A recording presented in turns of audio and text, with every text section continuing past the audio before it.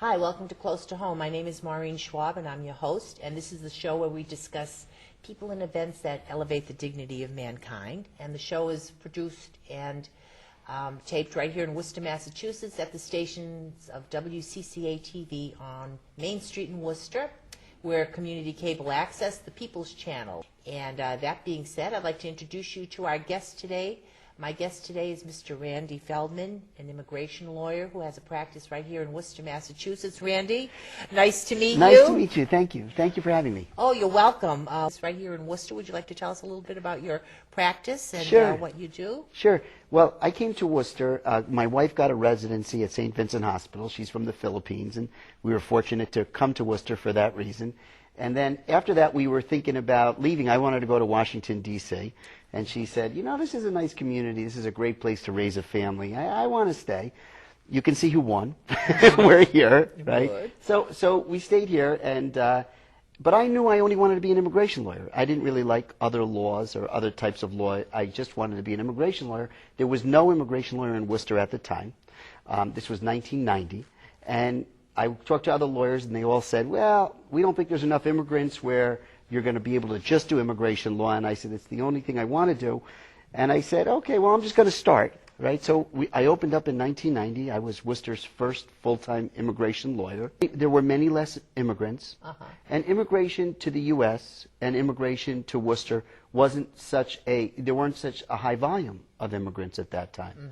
In general, before World War I, there was no regulation of immigrants. If you could afford a boat ride here and your family could send you a ticket, you just got on the boat and came. Yeah, well, now that reel of the Titanic is beginning to play in my head. You know, Leonardo DiCaprio is winning a poker game, and he gets on the Titanic. Oh, lucky guy, huh? Right. He's on his way to America.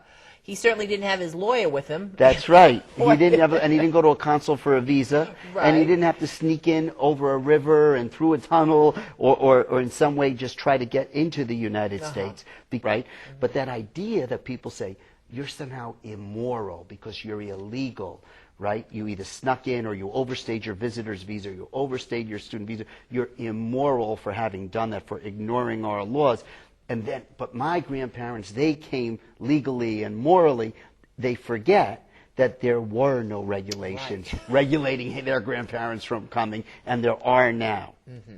Is America the #1 place to emigrate to? It always was and has been, but not anymore for certain people.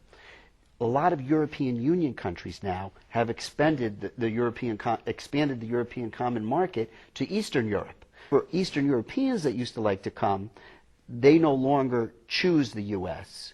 as much as they choose to stay in Europe. So it used to be that we were always #1 for all groups. I would say now for Europe, we're no longer #1, but for the rest of the world, we're probably still #1, especially for the English-speaking part of the world. We're still our #1, but we don't have a monopoly anymore. Now, what about a country like China? And I only bring that up is because the economy in China is growing. The U.S. owes China billions of dollars, and I think our economy is pretty well intertwined with theirs. And do people emigrate to China or countries? It's the most interesting thing. You know, a lot of young American graduates who can't find jobs here have started to go there to teach English. Wow. And it's a great opportunity to go teach English, not just in China, but in Thailand and other Asian countries. Going to teach English is wonderful, and Australians and New Zealand and Europeans have all started to do the same thing too. But Chinese people, up until recently, always had enough workers that they weren't looking for workers. We in America and in Europe, we do not have a population, indigenous, our own population, that replaces itself. So you may see more people going to China. Historically, traditionally, over the last 15 years, Asians have gone to the Middle East. They're looking for workers, and they have, unlike us, they have a very good legal mechanism to bring those workers. We in the U.S. don't have a very good legal mechanism to bring workers. China has a good legal mechanism? No, the Middle East. The Middle East? The Middle East. Really? Saudi Arabia, Abu Dhabi, Dubai, Kuwait, very good mechanisms to bring workers, but as guest worker programs, very, very strong on that. We have basically no guest worker program. Any kind of guest worker program where someone could easily come with papers, work, and then go home at the end of the season, or go home when the unemployment rate drops and we don't need so many workers, or when I should say the unemployment rate escalates and we don't need so many workers.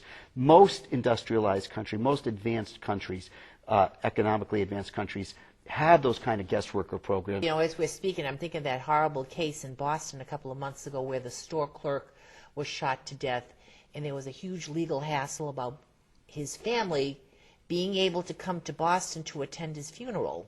I guess they couldn't get visas. Yeah, that's what people don't realize.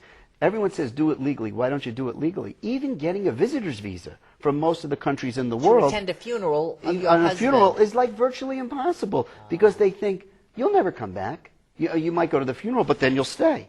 You'll never come back. And we don't have enough resources in the States to run around and get you. So we're just not going to let you in. So most people have no way to come as visitors, have no way to come as immigrants, have no way to come as temporary workers, have no way to come as students. We're very shut down right now. And we don't let people in, period. We're going to solve all these problems in our next segment. Thank you, Randy Feldman. We're going to continue this most interesting conversation. Yeah. Thank you for watching Close to Home, and we'll be back with part 2 next week. Bye-bye.